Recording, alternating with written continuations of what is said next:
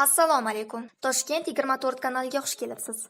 Bugungi dasturlarimizda Lola Karimova qizi Maryam Tillayevaning yarim yalang'och surati yuzasidan bayonot berdi. O'zbekiston birinchi prezidenti Islom Karimovning qizi Lola Tillayeva Instagramdagi sahifasida qizi Maryamning yarim yalang'och surati yuzasidan bayonot berdi. Men sizlardan tinchlanib, hech qachon uchratmagan, bilmagan, sizga begona bo'lgan insonlar hayotini yuragingizga bunchalik yaqin olmasligingizni so'rayman. To'g'ri, sizlar otam, birinchi prezident Islom Karimovni xotirlab, uni hurmat qilasiz va otam bunday xotira va hurmatga loyiq inson. Ular butun umrlarini xalqqa bag'ishlagan edilar. Birinchi prezidentning farzandlari, nabiralari va boshqa qarindoshlari uning xalq oldidagi xizmatlariga mutlaqo aloqasi yo'q va birinchi prezidentning ham ularning hayotiga aloqasi yo'q. Ular hayotdan ko'z yumganlariga 5 yil bo'ldi.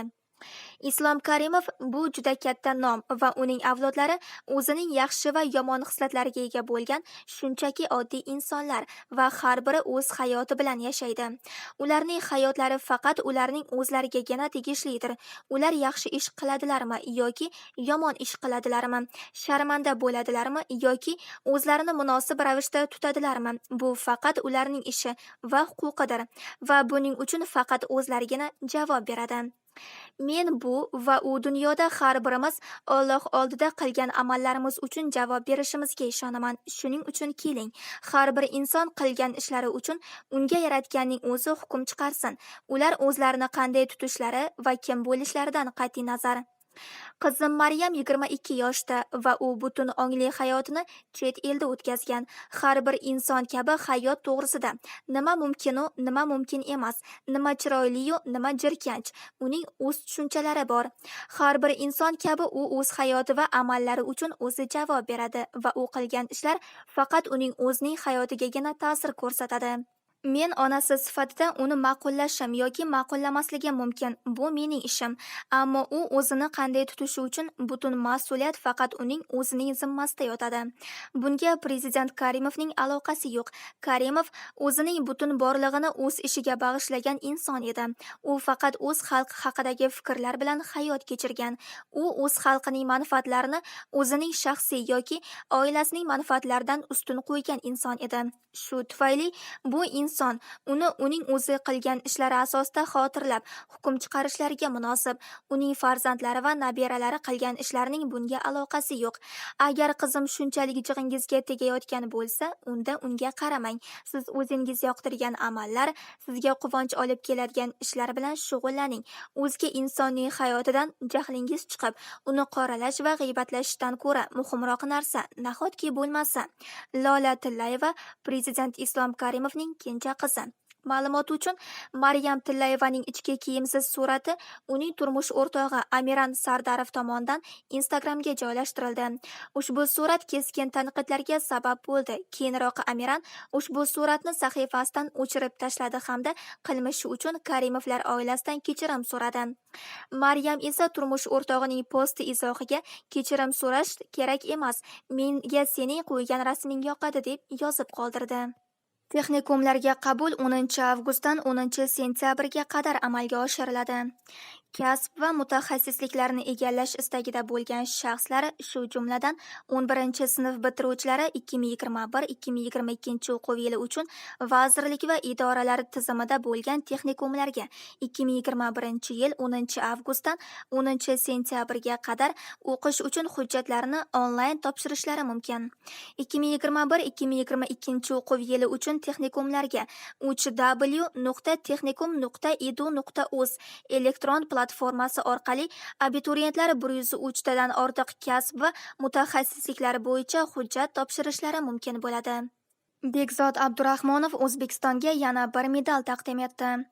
Erkin kurashchi Bekzod Abdurahmonov qozog'istonlik kurashchini osonlik bilan mag'lub etib, ikkinchi urinishda Olimpiada medaliga ega chiqdi.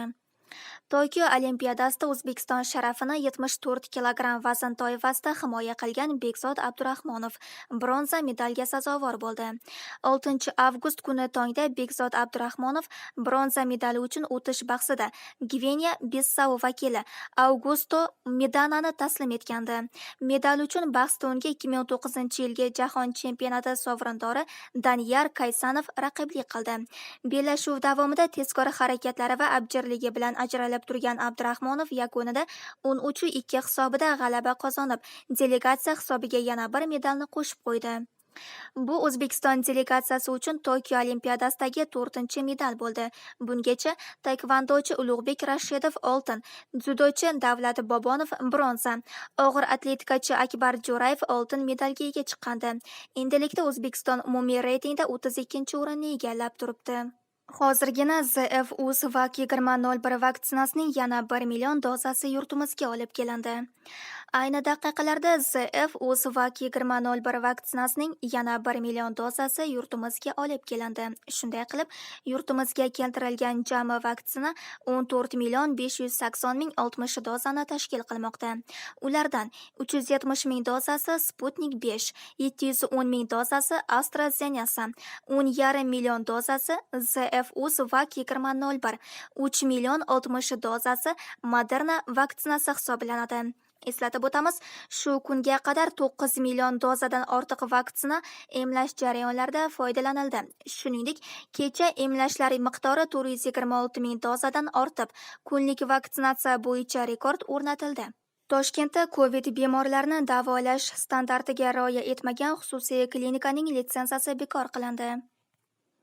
Sog'liqni saqlash vazirligi Toshkentda koronavirus bo'yicha davolash standartlariga amal qilmagan xususiy shifoxonaning ushbu yo'nalishdagi faoliyati to'xtatilgani haqida ma'lum qildi. Ma'lumki, yurtimizda epidemiologik vaziyat murakkablashib, koronavirus infeksiyasiga chalingan bemorlar soni keskin ortgani sababli joriy yilning may oyidan boshlab xususiy shifoxonalarga ham ushbu kasallikni davolashga ruxsat berilgan edi.